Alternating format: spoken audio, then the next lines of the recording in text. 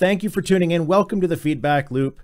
My name is Tarmack, and we're going to be talking about nostalgia today. One of the individuals on Discord, Draco Ranger, came up with this as the topic, had a suggestion for it, and went on to clarify a little bit, talking about as in what produces a good spiritual successor, possibly like Stardew Valley or reboots such as Doom or Wolfenstein, versus with what causes a developer to miss the mark with something like Ukulele or Mighty Number 9.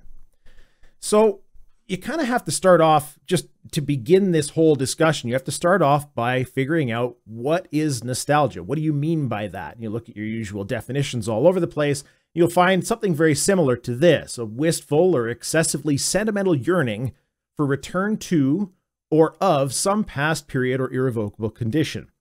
Now, the interesting thing about nostalgia in the video game industry is that people believe that they are nostalgic for their games.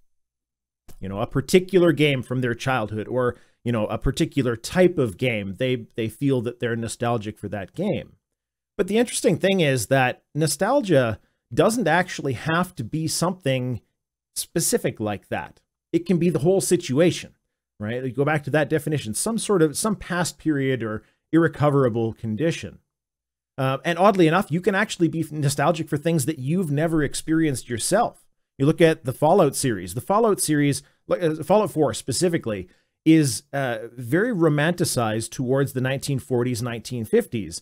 And you look back at that time period in human history, and you find a lot of people that they look at these sorts of time periods and they wish that they could have been a part of it, right? They look back at, Las Vegas in the early days when the mob was still running everything, and they think, oh, it would be so awesome to be there during that time and to experience, all of the casinos with everybody dressed up in pinstripe suits and these crazy dresses and all that sort of stuff, right? But when you actually talk to people that were around at the time, they're nostalgic about it, but they can recognize the flaws that were around at the time as well. So when I'm talking about the idea of something that you're nostalgic for, and this perception that you're nostalgic for a video game, right? I can look back into my own history. So we got the Nintendo Entertainment System when I was, but knee-high to a grasshopper. I'd been playing games for a long time before that, but this was really the first game system that I had a lot of what I would term as nostalgia for, right? I look back at the time playing those games, and, I have so many good memories, and I can remember specific levels. I can remember all kinds of things, right? My game was Super Contra, right? When we got that Nintendo Entertainment System for the first time, the NES, me and my two brothers, we each got a game. Super Contra was my game. And when I look back at that time and try to consider nostalgia outside of the game, you have to start to wonder whether or not I'm nostalgic for the game or whether I'm nostalgic for the period of time in my life. This is where things start to get a little bit complicated when you actually start to look into the psychology of nostalgia and how the marketing machine has been designed to, I hesitate to say abuse. In some cases, it certainly is done to abuse nostalgia, but the marketing machine definitely being designed to try and use that for its advantage, for its own advantage. Nostalgia is very much a combination of factors that the end consumer, the person buying the game, may not be able to figure out on their own, right? I look back and I think, oh, I wouldn't it be awesome to go back and play Super C? I betcha if I went back and played Super Contra now, I wouldn't have nearly as much fun as I did at the time. And, when I'm looking back at that, oh my God, it was so awesome. So was Super Contra an amazing game? Was it totally so much fun for me because it was an amazing game? Or was it fun because it was a two-player game and I was playing with my brothers, or because they were watching me play, or I was watching them play, or all of these different sorts of things? Now, one of the comments that had come in on the news wrap-up was from, or a question rather, from somebody with the nick ASK, spaced out just like that, asking, what, in your opinion, should devs do to ensure that gamers get the same feeling that they did all of those years ago, and yet bring something new to the table? You have to start looking back at the design decisions that were made at the time. Were games that had 3 lives in them fun? Well, obviously the games themselves were, right? But were they fun because of 3 lives and 3 continues? Is that why that was fun? Or was that just a holdover, something that I've referred to in another game or another video rather that I talked about called vestigial gameplay, right? The idea of the appendix or goosebumps on your arm being something that, when we were all covered in hair, on the savannah, that you would, that terror, that fear, you'd puff up a little bit. We don't need that anymore, right? Vestigial gameplay, something that existed once and had a reason for it, but now doesn't. And this is really the critical piece of what nostalgia brings to the table, or what developers have to be very careful of when they're trying to play off of gamers' nostalgia. Another good example, when you played multiplayer games way, way back in the day, I mean, I realize most of my audience is kind of in similar age bracket to me, but for the younger folks that never had to deal with this, having to put the IP address into a multiplayer game manually to connect and play a game with your friends, right? Was that an attractive feature, or was it the gameplay with your friend at the end of the day, right? A lot of usability kind of features, a lot of things that can be added to make things better than they were, because a lot of the things that we dealt with when we were gamers growing up were actually limitations of the system. And there are some of those things that developers aren't really taking into account, right? When you look at things, games that we played back way, way back, or even younger kids right now that are looking back at Minecraft and already nostalgic for Minecraft, because that's a thing, right? People are already there, even though you can still play it. They're nostalgic for a few years ago when Minecraft was a much more niche product and not that many people were playing it, when you were back in the beginning during the beta test and you were a part of that whole community growing. That's a nostalgic feeling. That's something that a person can certainly feel nostalgic for. But if you look back at the things that we had when we were nostalgic, or when we're looking back at those nostalgic memories, these were the best times that we have. Your brain is just wired in such a way that it forgets bad memories easier than it forgets good memories. There's a certain bias towards those better, more positive sorts of memories. So anything that we have, you look around today, you've got your smartphone, you've got your laptop, your tablet, and all of that kind of stuff. One thing you have to consider when you're looking back at those nostalgic memories is not just were the features, a limitation of technology or somewhere along those lines, but also just the idea that it was the best we had at the time, right? When I played Tetris for the first time on the original Game Boy, this was an amazing game, actually, at the time, right? In the same way that people 10 years from now, kids that are growing up with their little smartphone, right? They're going to look back at the smartphones of today and they're going to be nostalgic about it. But the kids 10 years from now are going to be wondering how anybody got by with just a cell phone, right? That's such ancient technology. How did anybody have such a good time with that? It doesn't make any sense to me. The same way that people today would look back at the toys that people played with in the 60s and 70s and wondered, how does anybody actually enjoy, that little rusted truck with the plastic wheels? I played with Tonka trucks when I was a kid, but you look even further back than that, these little science kits and all these different toys. So one of the other things that I find quite interesting, and I'm trying to get some of this kind of talk out at the beginning. I want to talk a bit about the good and the bad of nostalgic games in more specifics, is that nostalgia is kind of this bizarre market limiting thing as well, right? I can look at a game that I played when I was younger and I can play it again, even with the old graphics. You take something like Final Fantasy VI, right? This is in my top 10. It will always be in my top 10 games of all time. And it's a game that I can actually go back and play now, even though the graphics look not great. Same with Chrono Trigger. These are two of my big ones. But I have a really hard time getting into a different brand of game that I never played when I was younger. I really wanted to play the Phantom Pain. Really, really wanted to play it. And I ended up actually returning it because I wasn't really enjoying myself. I was lost, right? It was one of those games that it's such a bizarre thing. because I never played the original Metal Gear Solid. I never got wrapped up in the world. I never got to experience the story from the beginning.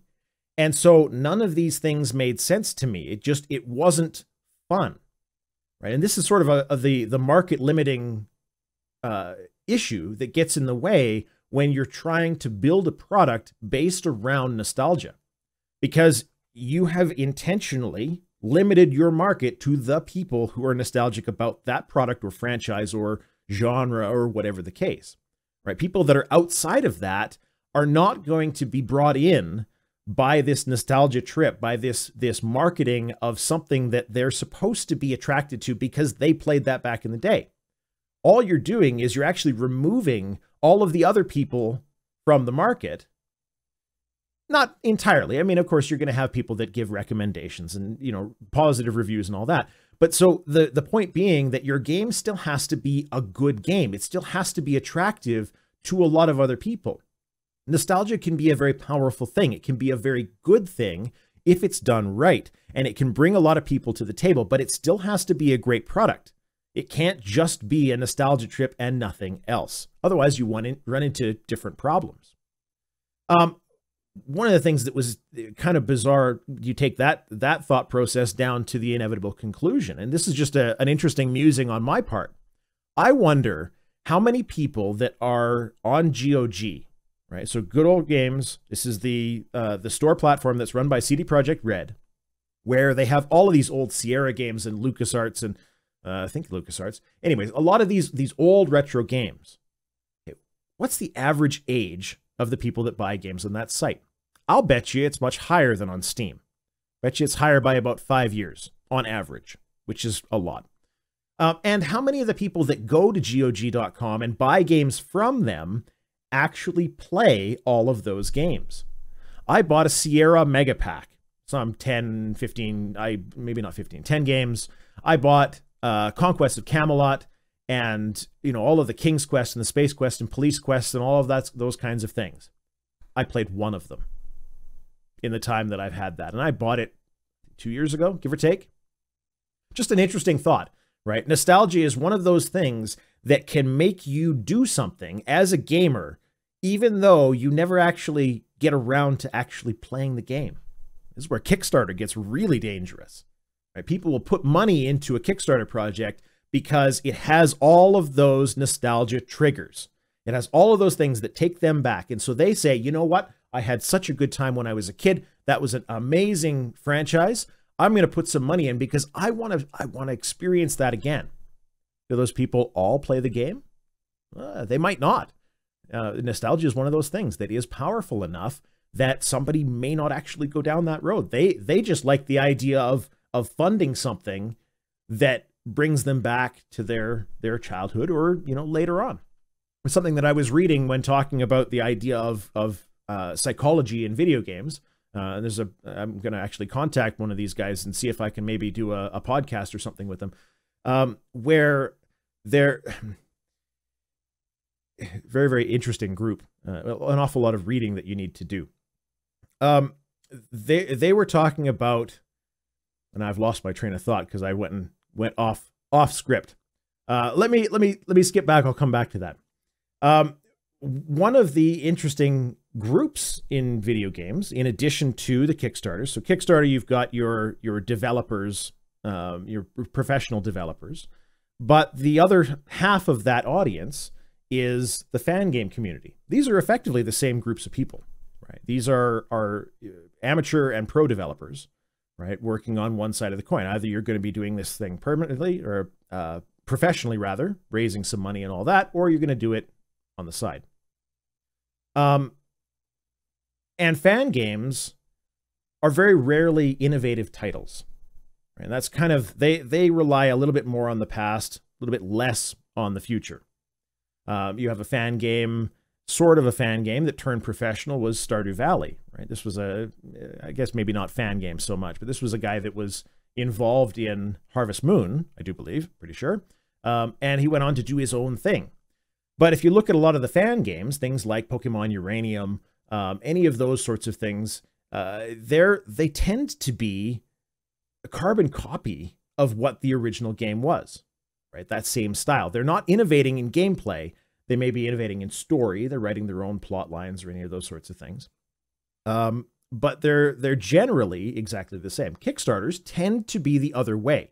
They tend to try to go a little bit further, right? This is the Star Citizen example, right? Where they've gone absolutely ridiculous, feature creep out the wazoo, trying to build this amazing world because they got a ton of money. But they didn't really start by just creating exactly a throwback. There were innovations they were going to be making along the way. So just because we remember something as a positive, you have to remember back to that time, doesn't mean that it in and of itself was actually a positive experience. Just because I have nostalgia for Super Contra doesn't mean that Super Contra was a good game. I would need to reevaluate that now, especially in the current market of what games are available out there right now. You have to consider the time. You have to consider the age. You have to consider what other factors were around. Was it something you were playing with friends? Was it something that, you know, you were just a happier person then? Maybe people are nostalgic for those video games when they were 12, 13, and then they got into junior high, high school, and all of a sudden they're having a lot of problems. Not so nostalgic about junior high and high school because that was kind of crap, right? Or maybe the games stand out during that time. It's entirely possible.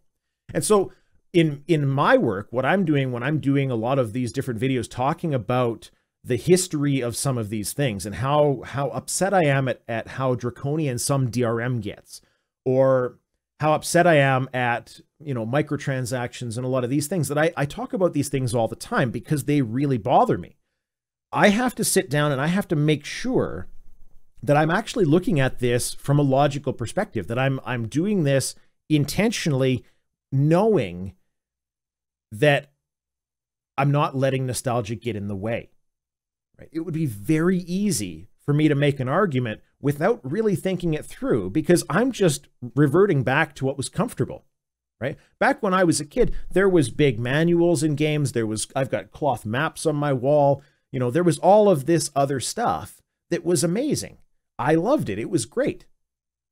Does it really matter? You know, is that something that's really worth fighting for? Or do I need to be a little bit more cautious when I'm trying to, you know, sort of pick my battles and pick the things that really, really genuinely matter? So let's talk about a little bit about bad nostalgia, because there is kind of this good-bad dichotomy in how nostalgia can be used. But another commenter on YouTube, Stephen Peterson, quote, "Throw out enough triggers so that nostalgic fans will yell, 'Hey, I know that reference,' and design according to the past with no thought to why the original design came about in the first place. Ukulele has annoying short loop animal noises for dialogue. Why? Because that's what Banjo-Kazooie did. Probably because actual voice tracks couldn't fit on an N64 cartridge. And everybody remembers Banjo-Kazooie, right? Totally valid. And this is one of the things that bothered me so much about Ukulele, rather, that I didn't finish it. I got review code for the game and I could not be bothered to play it the whole way through. Two main factors. The first was they did the same looping noises, which makes me wonder why they really bothered to get rid of JonTron in the first place, because it was just, you know, nonsense vocals. It's not like you could even really, like, unless you were a fan of his, you're not going to even recognize the voice. But they did that repeating vocal line, and they didn't put an option into the game to allow me to drop the vocal volume all the way down so I didn't have to listen to it. And then when people started bringing up that this was a problem, this was something that we didn't enjoy about the game, it wasn't fun, it was bothering me every time I had to listen to a conversation, I didn't like it. We ended up getting a bunch of gamers, right? These sort of, you know, white knight gamers coming up with excuses for the developer, saying, oh, but that's what Banjo-Kazooie, and they said they were going to make it exactly like that. Well, obviously they didn't. The graphics are far superior to anything that Banjo-Kazooie had. They made changes, but this one, I don't think that they really considered why the original audio was done that way. Did anybody really like Banjo-Kazooie because it didn't have full voice tracks? I doubt it very much. Right? That was a limitation of design. That was something that they could have fixed And nobody would have given them a hard time about it not having the stupid, annoying animal clips repeating ad nauseum at all. Nobody would have been bothered about it if that had not been there. If it had full voice acting, that would have been amazing. People would have been happy with that, right? People wanted the platformer. They wanted that main character, little flying buddy kind of thing where they could go and they could have their little adventures and their fun. But this irritation got in the way. You have to be very, very careful of including things from those games that were not fun in the first place. Again, nobody's nostalgic about Banjo-Kazooie because of the voices. It's not a thing. Another good example of bad nostalgia, or I would actually say in this case, and there's a couple of them that are similar, I would actually go as far as to say abusive nostalgia. And you have to be very careful when you're dealing with a lot of the big publishers, and I rail on them all the time. But I'm sure if you take a look at Dungeon Keeper Mobile or Roller Coaster Tycoon Mobile, because they're both basically the same, right? These are abuses of nostalgia, right? It's a franchise that people loved. It's a name that people love. They associate certain memories with it. They associate certain types of gameplay with it. And neither of those games had really anything to do with what the original franchise was there. Visually, yeah, sure. In name, sure. Dungeon Keeper Mobile, okay, go back to the original Dungeon Keeper. You're going to chop holes in the ground. You're going to build rooms. You're going to smack chickens. You're going to do all of these different things. You're going to, catch those adventurers in your traps in your evil, maniacal dungeon. Okay, that's what Dungeon Keeper Mobile was.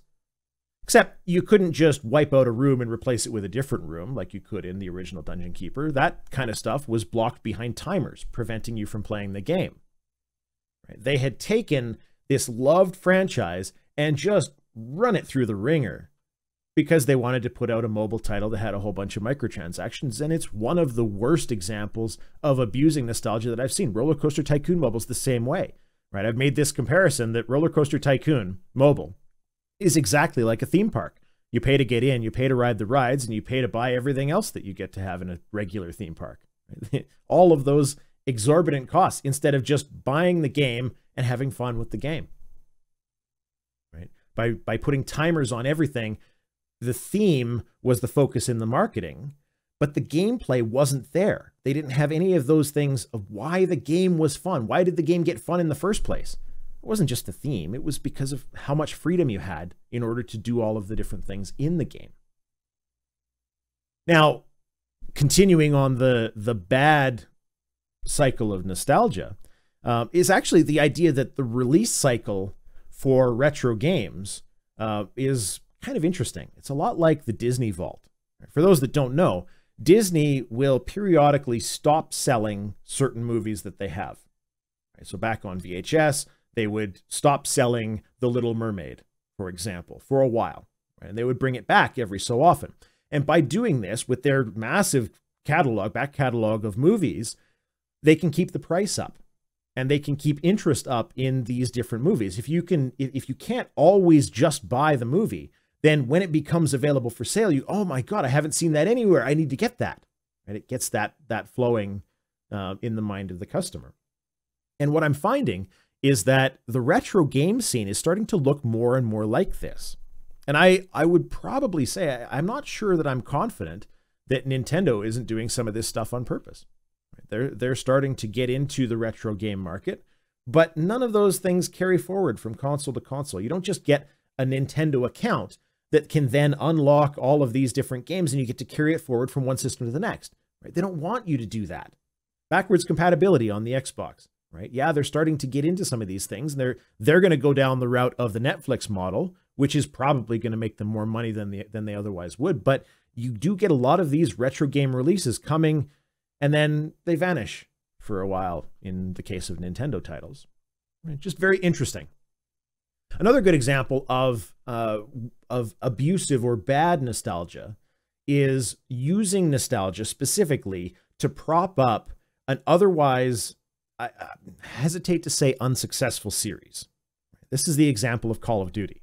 Right? So Call of Duty obviously is not an unsuccessful series. It is, beyond the realm of earnings that most companies will ever see in that franchise. Absolutely. But it has been going down. right? Every year, the number of people that buy the COD franchise goes down. So the most recent one that we get, they decide that they're going to take Call of Duty 4. They're going to do an HD remaster. So you get to see all of those characters that you remember from, in my opinion, the best Call of Duty game, period, bar none. End of discussion. Right? Call of Duty 4, the best. So they take this and they release it with Infinite, Call of Duty Infinite. You have to buy both of them at the same time. And you can't buy it on its own. Even now, long after release, they still haven't released it on its own. And then they bring back the DLC that was, I think it was $15 originally on console. It was free on PC, but it's $20 now. Might have been 10 and 15. The point being is that it is more expensive now than it was at the time. This is just abusive.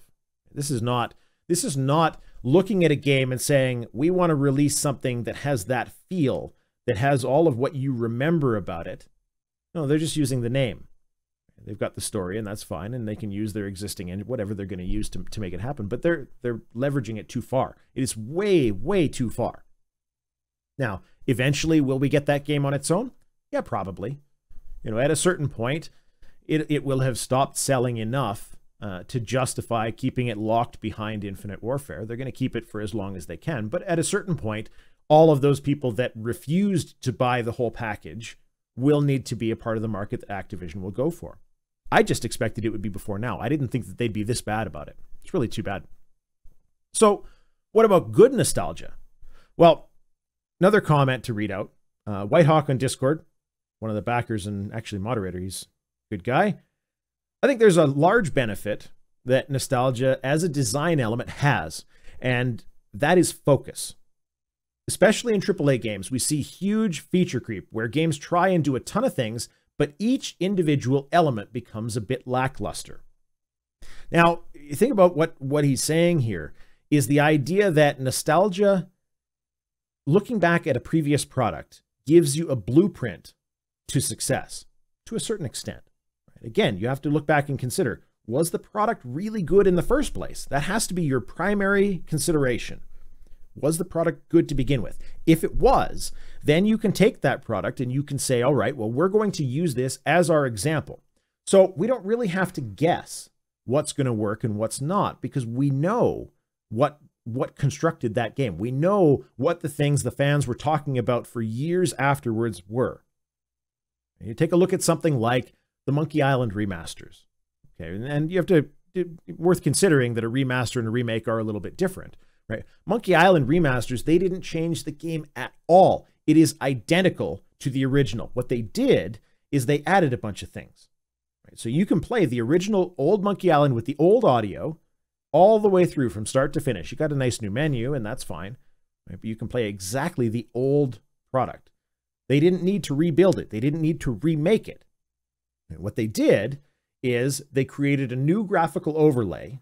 So widescreen resolutions, new artwork, new audio, recorded voice lines, or remastered, I think maybe it was. Maybe not re-recorded, but remastered voice lines. So the audio quality was better because Monkey Island was, you know, this is Sound Blaster 16, Adlib Gold, Adlib, you know, kind of audio territory for those that remember any of those things.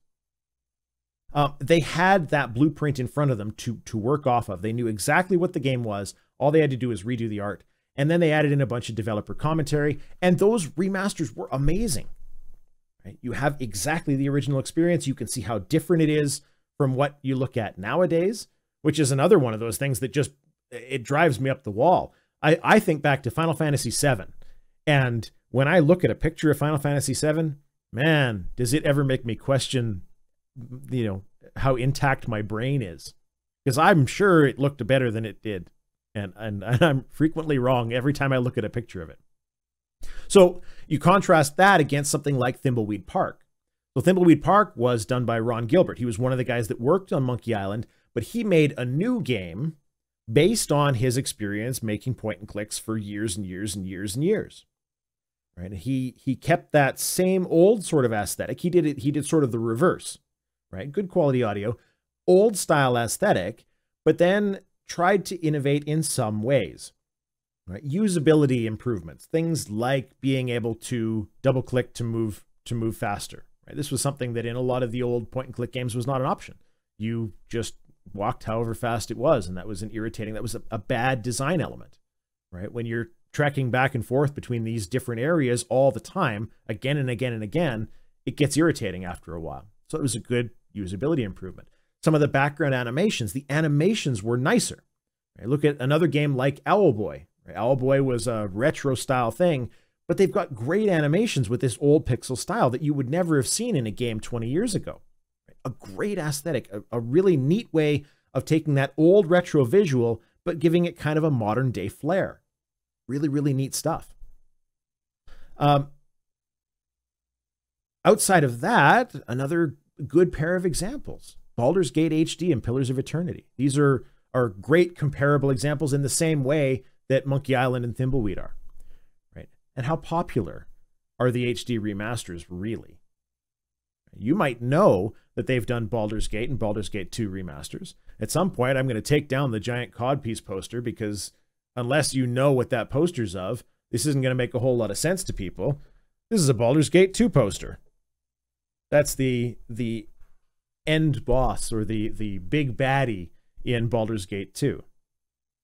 But how many people bought the HD remasters of Baldur's Gate versus how many people bought and wanted to play Pillars of Eternity? Pillars of Eternity has the same attitude and the same style as Baldur's Gate does. It's made by a bunch of the people that worked on the Icewind Dale series and Fallout and all of those old isometric RPGs. But they took into account lessons learned. They took into account modern game design. Whereas Baldur's Gate HD is just, we'll support a couple of things and we'll toss in a few quests here and there and hope for the best. It's not really a new thing. It's not really, it didn't add enough, in my opinion, to be worthwhile to purchase. I didn't go for it myself. Doom. Oh my God, was Doom a good game. So if you were one of those people that played Doom way, way back in the day, right? You'll remember you had no mouse look. You couldn't look up or look down. You were just straight, and you could turn around. You could strafe and run forward and run back. The game was pretty fast. You got to move really, really quick, you know, opening doors and finding secrets and killing things and popping behind a wall and out again. And anything that was at a higher level than you, the way that a lot of those games worked is you actually couldn't be on a lower level than something. It couldn't be underneath you. There had to be a ramp, and the area underneath had to be solid. There was no way for you to be there because there was no Z-axis. There was no way of actually having multiple locations height-wise.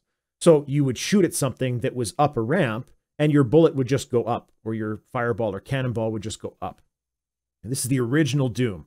Tons of fun at the time, because you got to remember, this was the best thing we had. Like I was talking about with the iPhones and tablets and all of that kind of stuff. Right? You look back years and years and years and years, the first kid to have a metal Tonka truck was the kid that had the newest toy going, and he was going to have the most amazing time, or she, or whoever. Right? Doom was totally different. Before that, we had things like Wolfenstein. Wolfenstein was great, but Doom was a totally different thing. Everything was better about it. The lighting was amazing. It was all this crazy stuff. So with the new Doom, they went a very different direction. Right? They kept it kind of ridiculous, because the original Doom was pretty ridiculous. It was there was not a lot of seriousness to this game. It was just over the top killing demons. So for the new Doom, they said, all right, well, we're going to do that again. It's just over the top killing demons. You know what? We're going to be even more ridiculous. When you get into the hell levels, we're going to have them reading prophecy stones about how the Doom Slayer was going to be.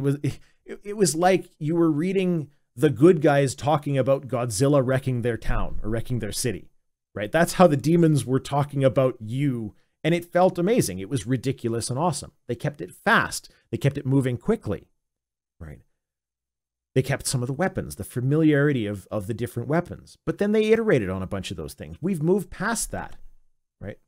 There was no upgrading your shotgun in Doom, right? But the new Doom, you can do that. You can have an upgrade path. You can have a progression path.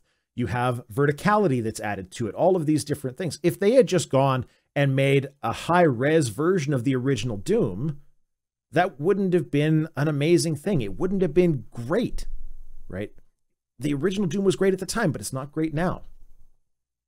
You look at something like Strafe, right? It got reasonable-ish reviews, I believe. You know, it's this old retro style shooter where, granted, you've got up and down. They iterated on animations and stuff, so your gibs are a lot more satisfying. You've got, you know, gore, pixelated gore flying everywhere. But it wasn't iterative enough for people to get all totally excited about it. Best trailer in the business, though. If you haven't seen it, look it up. Look up the trailer for Strafe. It's just absolutely amazing. So really what all of this comes down to, and in a similar way to what I said last week, you know, when I was talking about all of this, all of these insults in the game industry and that kind of stuff, my intention was not to say, I'm insulted personally and these are horribly offensive and you need to stop doing all. No. That's not what this is about. This is about, you are making a game. You are a developer, you are a gamer, whatever the case, you are a part of this industry. What is the most important thing that can be done to make an amazing product for a bunch of gamers? What are the things that we want to try and look for? What are the things that are kind of important in design and important in the consumer experience, making things better for people? Okay. I don't really care about the baby bonnet in Wolfenstein, which got a whole bunch of people riled up because they were so upset that I might suggest that, you know, it's an insult. Of course it was an insult. It was made by a whole bunch of 20-year-olds at idsoft when they made the original Wolfenstein. That's where the baby bonnet came from. This is the original hardcore nerd group creating some of the first and best hardcore game titles. Of course they were mocking people that played on easy. That's the whole point. The baby bonnet being in the new Wolfenstein is a little bit of a nostalgia trip. It's in the new Wolfenstein because it was in the old Wolfenstein. They weren't some new cutting edge bunch of developers going out to insult new gamers. They were just doing exactly what was in the original game that they were basing their new one on, right? And they iterated a ton on the new Wolfenstein. There's all kinds of amazing stuff in that game, just like they did with Doom. So what's worth considering whenever you're getting involved in anything in the game industry is to consider your players. You're looking at nostalgia. Are you going to abuse it? Are you going to build a game that is marketed based on the name, based on all of those nostalgia triggers, right? It looks like a retro game. It sounds like a retro game. It's got that retro franchise that people remember from 10 years or 15 years ago. Well, gamers aren't going to be happy with it unless it's a good game. They're not going to be happy with it unless you are true to why that game was popular in the first place. Why was the game fun? You can iterate on it a whole bunch. You can change all sorts of things, right? Ukulele, change the goddamn voices. Give us real voice actors. We're beyond having to worry about the size limitations of voice files on a Nintendo 64 cartridge. We're past that point. Keep your players at the front of the mind. Keep what was important. What did they like about it? Don't just do nostalgia for nostalgic's sake. Consider whether they were playing it with friends, family. What was the reason why? That's the most important piece. And a lot of that, why I'm a little bit worried about Final Fantasy VII. I don't know if anybody's heard, there's been a little bit of news lately that Square Enix has taken Final Fantasy VII back from an outsourced studio. That was news to a lot of people because most people didn't know that it was with an outsourced studio. That was sort of an unfortunate thing. They're taking it back for quality reasons and those sorts of things. But they're already taking this game and splitting it up into sort of an episodic kind of format. They're changing the combat system. They're changing all of these sorts of things. So the question becomes, are those changes the reason why people played the game? Did people play Final Fantasy VII because of the active time battle system? You know what? I'm kind of okay with them changing that because I'm not convinced that the battle system is what made the game good. Now, maybe a turn-based or some kind of variant of that, right? It's worth considering what it was that was about it. But was Final Fantasy good because of the gameplay elements that may have actually been limited by the type of system they were on? Could Final Fantasy have really been a real-time sort of game, or was it limited in some way? Is it better to have it as an episodic release? That's debatable. Hitman didn't do so good. So all of these things are what needs to be considered when you're getting on the nostalgia train. Nostalgia is absolutely a thing. It's something that your brain just does unconsciously. You look back at these positive memories, you think fondly of it, and you may mistakenly associate the game with the good memory. The good memory was really just playing games with family. I'm not convinced that those old Sierra games I played with my mom, dad, and 2 brothers were really that good. They were kind of the best we had at the time, but maybe it's the memory of family that was more important. Maybe it was the memory of playing with friends that was more important. When it comes to nostalgia, just be a little bit careful. And I think that's all that I've got to say for the moment. This has been the feedback loop. I love bringing in comments from people.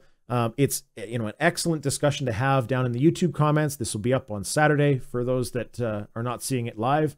Patreon backers and whatnot get to see it a little bit earlier in case they couldn't make it to the stream. So please do comment down below with any thoughts that you've got on how nostalgia works. What are the important things to consider in keeping a nostalgia trip good versus bad, abusive, that kind of thing. What's really important? And feel free to suggest topics for the next feedback loop as well.